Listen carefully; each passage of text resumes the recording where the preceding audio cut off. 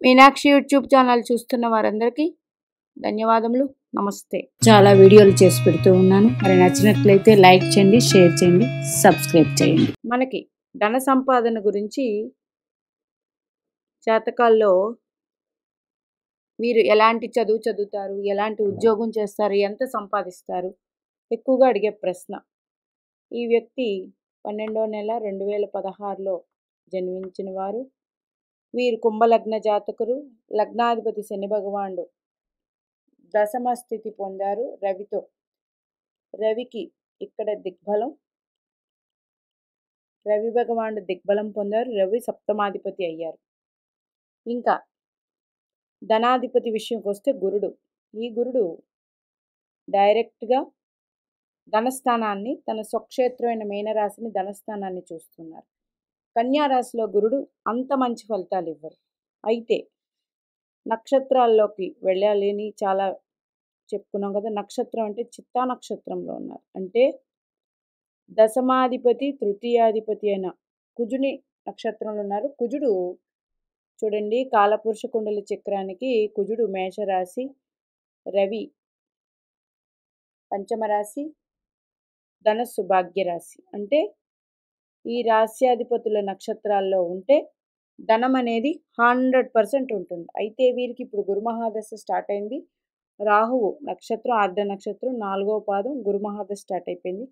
మరి వీరు ఇప్పుడు 8 సంవత్సరాలంటే ఇంకపోతే 16, 8, 24 సంవత్సరాలకి వీరికి ధన సంపాదన మొదలవుతుంది. ఇంకపోతే తర్వాత శని మహర్దశ, లగ్నాధిపతి వ్యయాధిపతి శని భగవానుడు అయ్యారు, దశమ స్థితి పొందారు.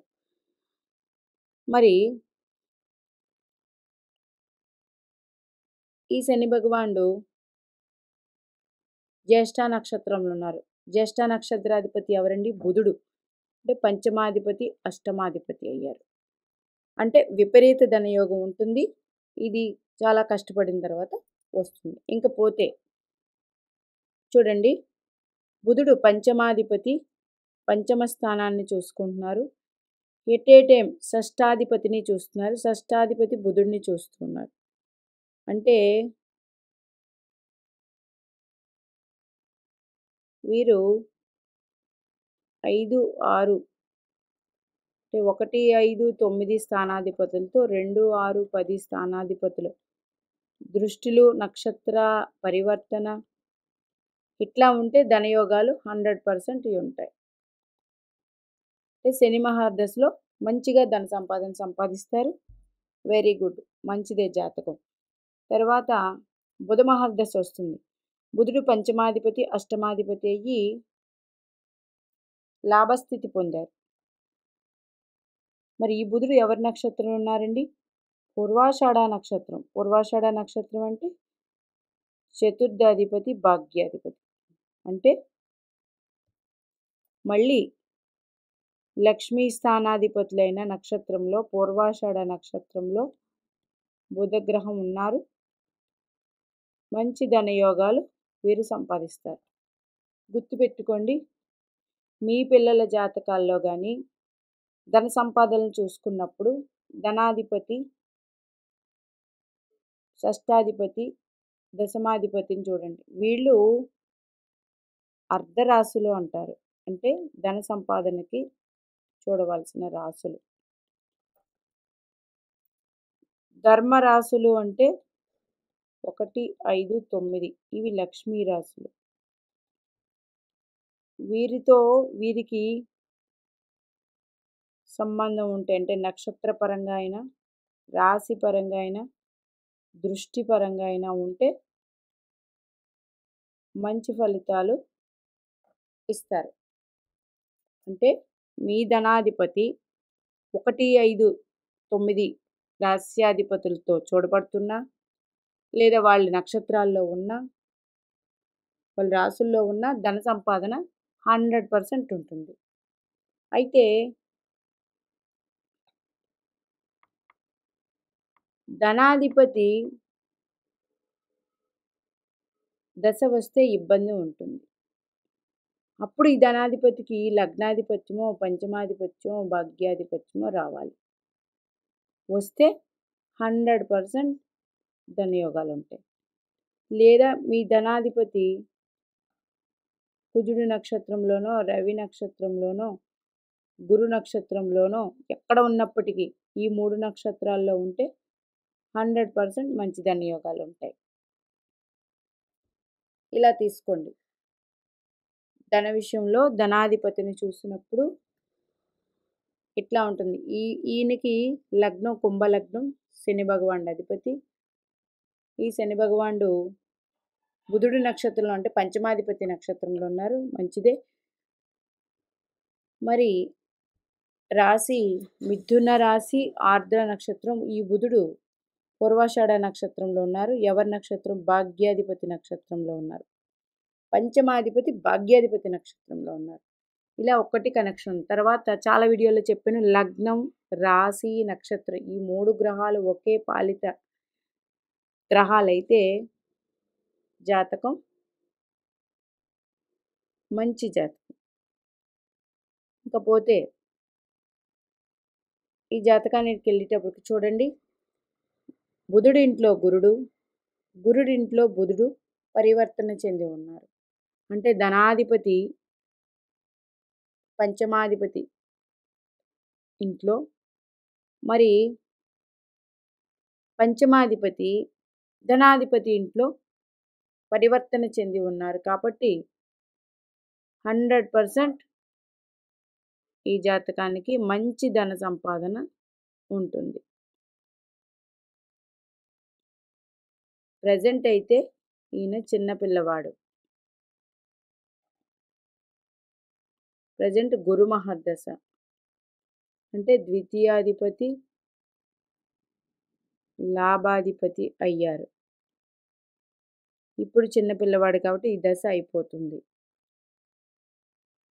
అంటే 2016 అంటే 2026 అంటే 8 సంవత్సరాలు. ఇప్పుడు 24కి 25, 26, 27, 28, 29 అంటే ప్రజెంటు ఈ గురు మహాదశ వీరికి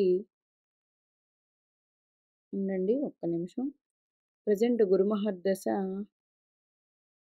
37 వరకు ఉందండి. 2037, 2021లో స్టార్ట్ అయింది. అంటే 22, 23, 24 3 ఏళ్ళు. అంటే 3 ఏళ్ళు అంటే ఇంకా 13 సంవత్సరాలు పెండింగ్. 13, 8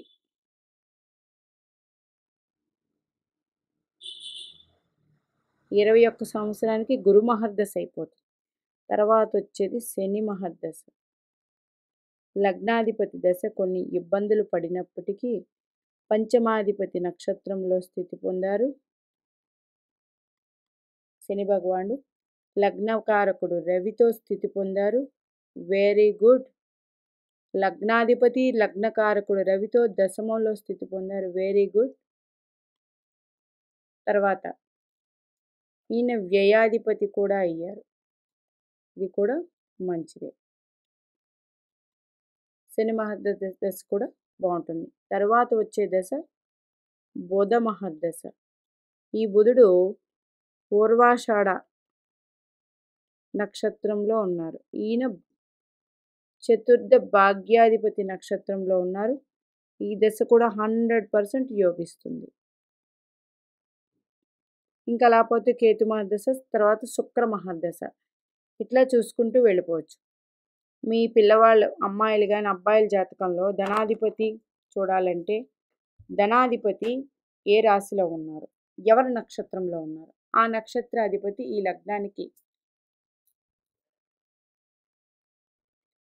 మంచి అంటే కేంద్రాధిపతో కోణాధిపతో అయితే 100% బాగుంటుంది. మరి ఈ లగ్నానికి ద్వితీయాధిపతి దశమాధిపతి అయిన కుజుడు నక్షత్రంలో చిత్తా నక్షత్రంలో స్థితి పొంది ద్వితీయ స్థానాన్ని చూస్తున్నారు. కాబట్టి వీళ్ళు ఎల్లవేళలా ధనాన్ని మాత్రం సంపాదిస్తూనే ఉంటారు. మరి ఇట్లా ఉంటుంది ధన సంపాదన విషయంలో. మీరు 2వ అధిపతి, 6వ అధిపతి, 10వ అధిపతి 1, 5, 9 అధిపతులతో సంబంధాలు ఉన్నాయనుకోండి, భయపడాల్సిన పని లేదు. ఇది ఫస్ట్ పని. లేదు, కాలపురుష కుండల చక్రానికి శుక్రుడు, బుధుడు, శని భగవానుడు, వీళ్ళు కుజ నక్షత్రం, రవి నక్షత్రం, గురు నక్షత్రంలో ఉన్న వెరీ గుడ్. లేదు, మీ లగ్నానికి ధనాధిపతి, షష్టాధిపతి, దశమాధిపతి కుజ నక్షత్రం, శని నక్షత్రం, గురు నక్షత్రాల్లో ఉన్న ధనం అనేది సంపాదిస్తూనే ఉంటారు. ఇట్లాగా ఉంటుంది. ఈ వ్యక్తికి ధనాధిపతి గురుడు చిత్తా నక్షత్రంలో, కుజుని నక్షత్రంలో ఉన్నారు. ఇది ఒక ప్లస్ పాయింట్. దశమాధిపతి కూడా అయ్యారు ఈ లగ్నానికి. అంటే మంచి ఉద్యోగం చేసి సంపాదిస్తారు. అట్లాగే పంచమాధిపతి అయిన బుధుడు భాగ్యాధిపతి అయిన నక్షత్రం పూర్వాషాఢలో, అంటే మళ్ళీ